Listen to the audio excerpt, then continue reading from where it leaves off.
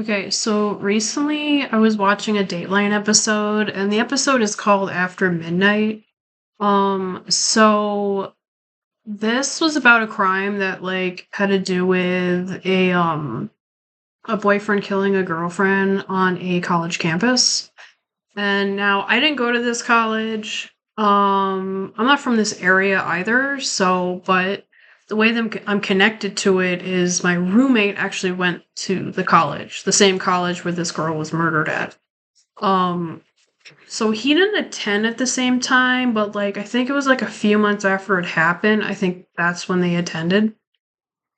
And so they knew about which room it was, what dorm room it was, like what building it was, and um so I think it was everyone's still whispering about it of oh my god, someone was murdered here, and they basically or clean up the dorm room and then they have other students live in it. They didn't close off the building for other people to live in. I think they just clean up the scene and then other students move in, which is kind of terrible when you think about it, but I mean, it's possible that maybe it's haunted, but I don't really know. My roommate hasn't said that or anything, but um so when I was watching it, I was like, "Oh my god, this is the college that you went to, SUNY Brockport." And I don't think it was called a SUNY at the time. But it is now. Um so it was SUNY Brockport, and it's in the upstate New York area. And so the gist of this crime is a boyfriend kills their girlfriend in their dorm room. So he beat his girlfriend to death with I think it was a hair straightener. And supposedly he said that they were fighting about him cheating or something, and I think she hit him a few times, and she's way smaller than him. He's very big and muscular. And so supposedly he said she hit him and then he hit her back, obviously. Well, but he beat her to death. So it's I don't know, he said that. So I think he was kind of blaming her, but but if you watch the episode, I'll put information about the Dateline episode in the description as well. And so I think at first he takes accountability, but then he changes his mind. So if you watch the episode, you can actually hear, I believe, the 911 calls.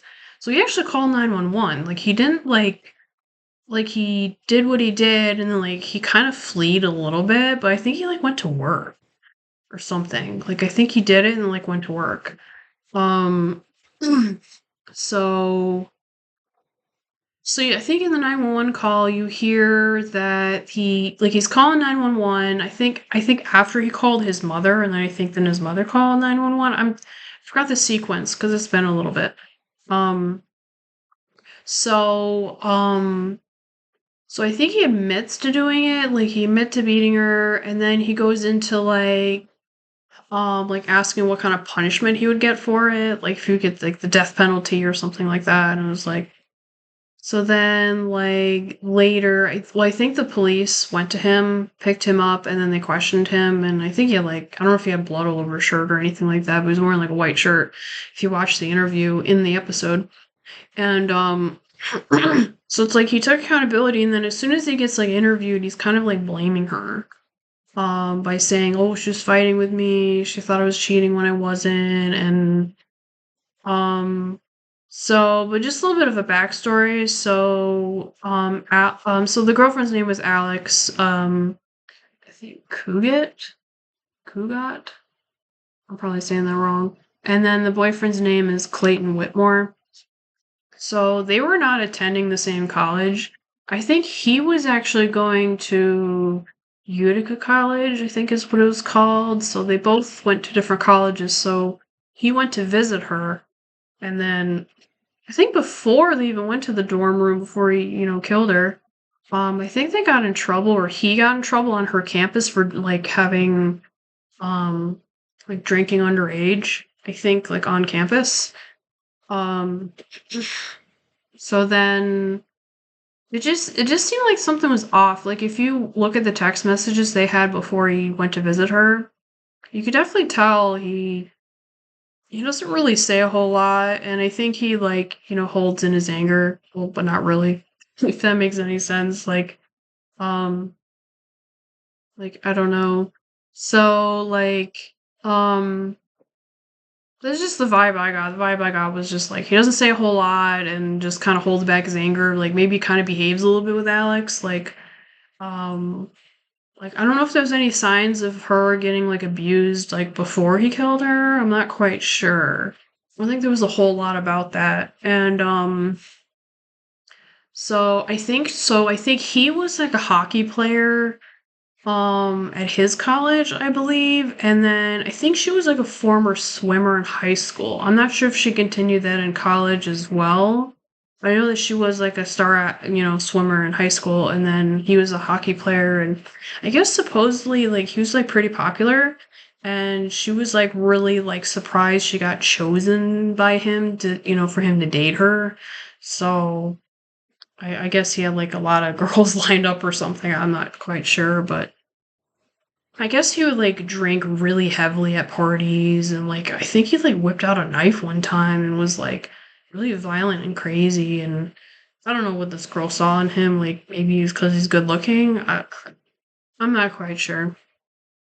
But so like it's just crazy because domestic violence is like a really scary thing, and he seemed a bit unpredictable and he's very scary. Like if you look at pictures of Clayton, he's very scary, very violent, and so in the 911 calls of him, calling the 911 dispatch and I think his mother at the same time, like I think there was all like a conference call.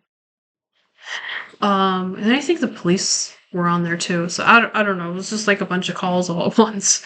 Um, so he admitted it and then like kind of changed the story, and it's weird. It's like he admitted it, and nobody was questioning him at that point. He was the one that admitted it, and he also was talking about trauma with his dad and how his dad's abusive and used to beat him or something like that, and which is probably true. I mean, I've dated guys that are come from violent homes, and most of the time you look past that and think that he's good looking, maybe he'll calm down with me, and it's like I can tell you right now, love doesn't usually help abusers. If anything, they actually hate it.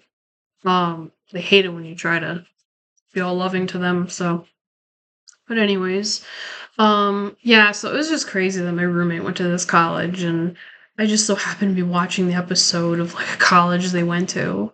That happened with a few other crimes too, and I'll make a few videos of those as well. Um, but yeah, so if you want more information, definitely check out this episode, and it's just a very interesting one, and it's just interesting to see how everything unfolds and just like what happens, and just maybe why they committed the crime, like what are the factors that are causing someone to beat their girlfriend. I mean, I guess supposedly there was some signs that he was abusive to other girls prior, and maybe Alex didn't know about that. But all right, well, but I will definitely do a lot more like crime videos. It's just so fun sharing, my experience, my like things that I've been around or heard or even just heard of. Luckily I wasn't around this crime because that's kind of scary, and if people were like actually in their dorm room when it was happening, scary. But anyways, I'll see you in the next other crime videos I decide to make.